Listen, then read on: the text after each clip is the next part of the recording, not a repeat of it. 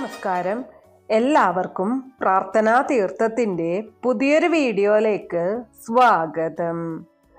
ഇന്ന് ഞാനിവിടെ പറയാൻ പോകുന്നത് നിങ്ങളുടെ വീടിന് പ്രധാന വാതിലിന് എതിർഭാഗത്തുള്ള വശത്ത് ഈ ഒരു കാര്യം ചെയ്യുകയാണെങ്കിൽ വളരെയധികം ധനം, സമ്പത്ത്, ഐശ്വര്യം, സമാധാനം, സന്തോഷം ഇങ്ങനെയെല്ലാം തന്നെ ആ വീട്ടിലേക്കും വീട്ടിൽ താമസിക്കുന്നവരിലേക്കും വന്നു ചേരും എന്നുള്ളതാണ്.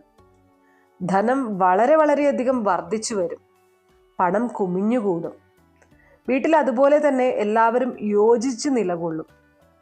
ആ ഒരു കാര്യത്തെക്കുറിച്ചാണ്. ഏതൊരാൾക്കും ചെയ്യാവുന്ന കാര്യമാണിത്. ചെയ്തു കഴിഞ്ഞാൽ ഫലമുണ്ടാകുന്ന കാര്യമാണ്. അപ്പോൾ അതിനെക്കുറിച്ച് മുഴുവൻ കാര്യങ്ങളും ഞാൻ ഇന്നിവിടെ പറയുന്നുണ്ട്.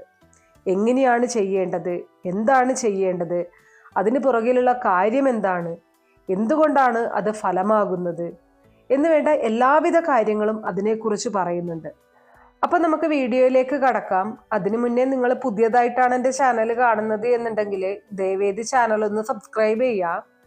തൊട്ടടുത്ത് തന്നെ ഒരു കുഞ്ഞു ബെല്ലൈക്കൺ ഉണ്ട്, അതോടൊന്ന് പ്രസ് ചെയ്യാം. അതിൽ ഓൾ എന്നുള്ള ഓപ്ഷൻ സെലക്ട് ചെയ്ത് കഴിഞ്ഞാൽ എൻ്റെ എല്ലാ വീഡിയോസിനും നിങ്ങൾക്ക് നോട്ടിഫിക്കേഷൻ കിട്ടുന്നതായിരിക്കും. വെളിയിൽ നിന്ന് ഒരാൾ നമ്മുടെ വീടിൻ്റെ അകത്തേക്ക് കടക്കുന്ന സമയത്ത് വീടിൻ്റെ പ്രധാന വാതിലിൽ കൂടി അകത്തേക്ക് പ്രവേശിക്കുമ്പോൾ അവർ കാണത്തക്ക രീതിയിൽ പ്രധാന വാതിലിന് എതിർവശത്തായിട്ട് ആ ഒരു പ്രധാന ഹാളിൽ, നമ്മൾ പ്രധാന വാതിലിൽ കൂടി അകത്തേക്ക് പ്രവേശിക്കുന്ന സമയത്ത് ആദ്യം തന്നെ കയറി ചെല്ലുന്നത് പ്രധാന ഹാളിലേക്കായിരിക്കുമല്ലോ. ആ ഒരു പ്രധാന ഹാളിൽ വീട്ടിൽ വെളിയിൽ നിന്ന് ഒരാൾ അകത്തേക്ക് കയറുമ്പോൾ കാണുന്ന രീതിയിൽ പ്രധാന വാതിലിൻ്റെ എതിർവശമായിട്ട് നടരാജ വിഗ്രഹം വയ്ക്കണം. നടരാജ വിഗ്രഹം എന്ന് വെച്ചാൽ ശിവൻ നൃത്തം ചെയ്യുന്ന വിഗ്രഹമാണ്. അത് ഏത് കളറിലുള്ള നടരാജ വിഗ്രഹം വേണം എന്നുള്ളത് ചോദിച്ചു കഴിഞ്ഞാൽ ഓറഞ്ച് കളറിലുള്ള നടരാജ വിഗ്രഹമാണ് വയ്ക്കേണ്ടത്. നിങ്ങൾ ചെയ്തു നോക്കിക്കോ, നിങ്ങളുടെ കുടുംബാന്തരീക്ഷം മാറും. ധനം വരാൻ കൂടുതൽ അവസരങ്ങളും മാർഗങ്ങളും ഉണ്ടാകും. ധനം നിങ്ങളുടെ വീട്ടിലേക്ക് ഒഴുകും, ഒരു സംശയവും വേണ്ട. വീട്ടിൽ എല്ലാവരും തമ്മിൽ യോജിപ്പുണ്ടാകും. വീട്ടിൽ എപ്പോഴും സന്തോഷപരമായിട്ടുള്ള ഒരു അന്തരീക്ഷം ഉണ്ടാകും. അപ്പോൾ നടരാജ വിഗ്രഹം ഓറഞ്ച് നിറത്തിൽ വേണം. അത്തരത്തിലുള്ള നടരാജ വിഗ്രഹം വേണം നമ്മൾ വയ്ക്കാനായിട്ട്. അത് വളരെ ഐശ്വര്യപ്രദമാണ്. അതിൻ്റെ പിന്നിൽ ഒരുപാട് കാര്യങ്ങളുണ്ട്. ഓറഞ്ച് നിറത്തിലുള്ള നടരാജ വിഗ്രഹം വയ്ക്കുന്ന സമയത്ത് ആ നിറത്തിനകത്ത് ഒരു രഹസ്യമുണ്ട്. ഈ നടരാജ വിഗ്രഹം വയ്ക്കുമ്പോൾ അതിനൊരു പ്രാധാന്യം കിട്ടത്തക്ക രീതിയിൽ അതിൻ്റെ സ്ഥാനം ക്രമീകരിക്കണം എന്നുള്ളതാണ്. അതായത് നമ്മൾ പെട്ടെന്ന് വീട്ടിലുള്ളവരാണെങ്കിലും നമ്മൾ വീട്ടിനുള്ളിലെ ഹാളിൽ ഇരിക്കുന്ന സമയത്ത് പെട്ടെന്ന് ശ്രദ്ധ വരത്തക്ക രീതിയിൽ, ഒരു പ്രാധാന്യം വരത്തക്ക രീതിയിൽ അതിൻ്റെ സ്ഥാനം ക്രമീകരിക്കണം. നമുക്കെപ്പോഴും കിഴക്കോട്ട് ദർശനമായിട്ടോ അല്ലെങ്കിൽ പടിഞ്ഞാറോട്ട് ദർശനമായിട്ടോ എങ്ങനെ വേണമെങ്കിലും ചെയ്യാം. പ്രധാനമായിട്ടും വാതിലിന് ഒരാൾ വെളിയിൽ നിന്ന് അകത്തോട്ട് കയറുന്ന സമയത്ത് ആ വാതിലിന് എതിർവശമായിട്ട് പ്രധാന ഹാളിൽ വയ്ക്കണം എന്നുള്ളതാണ്. അതായത് നമ്മുടെ വീട്ടിലേക്ക് കയറി വരുന്ന ഒരാൾ ഈ ഒരു നടരാജ വിഗ്രഹം കാണണം. എന്നാൽ ഹാളിൽ നിൽക്കുന്ന വീട്ടുകാരുടെ ശ്രദ്ധയും ഈ ഒരു നടരാജ വിഗ്രഹത്തിലേക്ക് വരത്തക്ക രീതിയിൽ ക്രമീകരിക്കണം. എന്ന് വെച്ചു കഴിഞ്ഞാൽ അത് അല്പം പ്രാധാന്യത്തോടുകൂടി സ്ഥാപിക്കുക എന്നുള്ളതാണ്. ഇനി ഈ നടരാജ വിഗ്രഹം വയ്ക്കുന്നത് കൊണ്ടുള്ള ഗുണം എന്താണ്, എന്തുകൊണ്ടാണ് ഇങ്ങനെ വയ്ക്കാനായിട്ട് പറയുന്നത്, അതിനെക്കുറിച്ച് മനസ്സിലാക്കണം. അല്ലാതെ ആര് പറഞ്ഞാലും എന്ത് പറഞ്ഞാലും കേൾക്കുന്നത് അതേപടി ചെയ്യരുത്. അതിൽ കാര്യമുണ്ടോ, ഉണ്ടെങ്കിൽ സ്വീകരിക്കുക, അല്ലെങ്കിൽ വിട്ടുകളയുക. ഏറ്റവും പ്രധാനമായിട്ടും നിങ്ങൾ ശ്രദ്ധിക്കേണ്ട കാര്യം, ഇങ്ങനെയുള്ള ഏതൊരു കാര്യം ചെയ്യുന്ന സമയത്തും നിങ്ങൾക്ക് വിശ്വാസമുണ്ടായിരിക്കണം. നിങ്ങൾക്ക് വിശ്വാസമില്ലാതെ നിങ്ങൾ ഒരു കാര്യം ചെയ്തു കഴിഞ്ഞാലും അതിന് ഫലം ലഭിക്കുകയില്ല. നിങ്ങൾ മറ്റൊരാൾ പറയുന്നത് കേട്ട് പരീക്ഷണാർത്ഥം ഏതൊരു കാര്യം ചെയ്തു കഴിഞ്ഞാലും അതിൽ പരാജയം തന്നെയായിരിക്കും ഫലം. എന്നാൽ പൂർണ്ണ വിശ്വാസത്തോടുകൂടി, പൂർണ്ണമായിട്ടുള്ള ഒരു ആത്മവിശ്വാസത്തോടുകൂടി നിങ്ങളൊരു കാര്യം ചെയ്തു നോക്കിക്കേ, അതിൻ്റെ ഒരു ഫലം നിങ്ങൾക്കുണ്ടാകും. അതുപോലെ തന്നെയാണ് ഈ ഒരു നടരാജ വിഗ്രഹത്തിനും ഒരുപാട് രഹസ്യങ്ങളുണ്ട്. ഞാൻ ആദ്യം പറഞ്ഞതുപോലെ തന്നെ ശിവഭഗവാൻ നൃത്തം ചെയ്യുന്ന വിഗ്രഹമാണ് നടരാജ വിഗ്രഹം എന്ന് പറയുന്നത്. എന്താണ് ഇതിന് പിന്നിലെ രഹസ്യം? നൃത്തം എന്ന് പറഞ്ഞു കഴിഞ്ഞാൽ മനസ്സും ശരീരവും നാദവും ലയിക്കുന്ന ഒരു കാര്യമാണ്.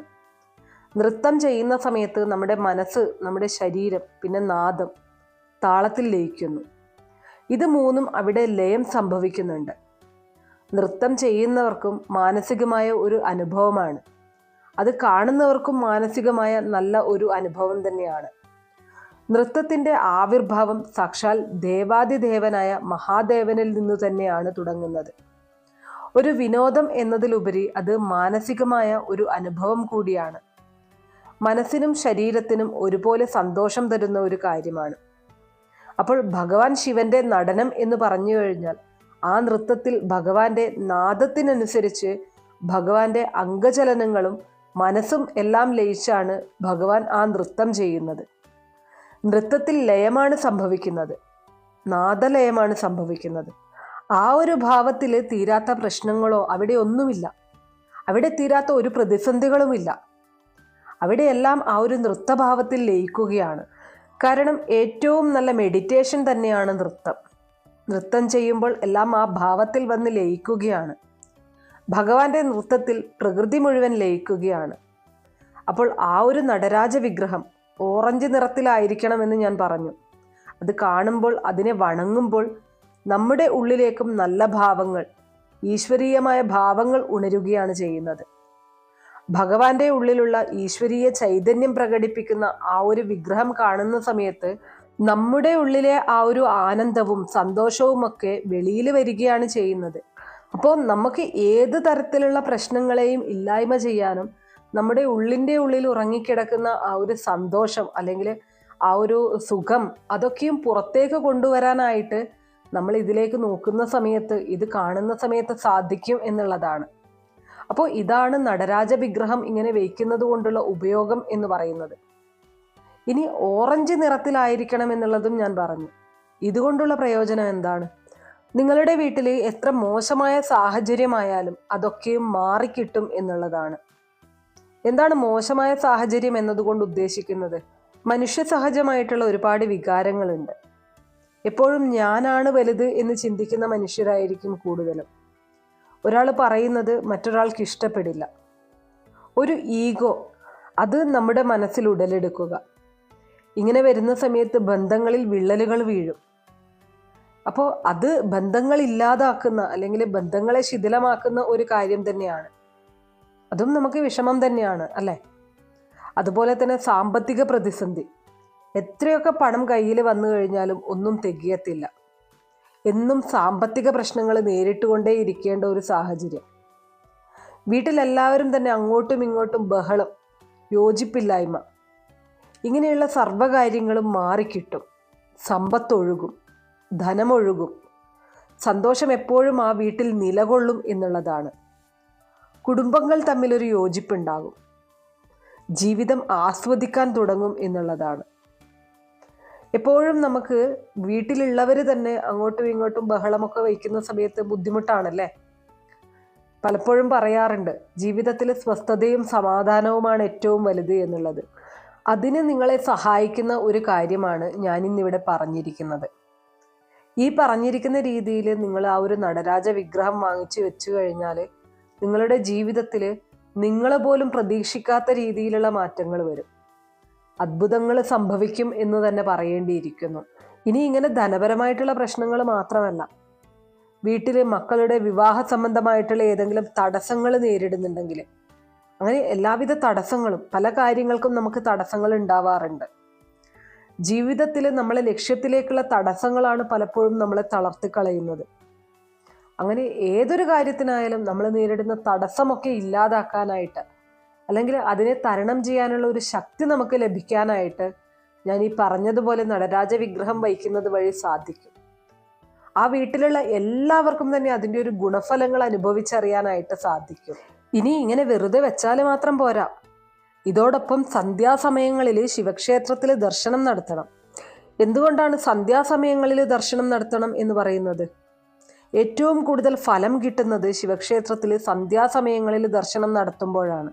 സന്ധ്യാസമയങ്ങളിൽ ശിവക്ഷേത്രങ്ങളിലുള്ള ദീപാരാധനയൊക്കെ തൊഴുതു കഴിഞ്ഞാൽ നമ്മുടെ ജീവിതത്തിലുള്ള സകല പ്രശ്നങ്ങളും ഇല്ലാതാവും എന്നുള്ളതാണ്.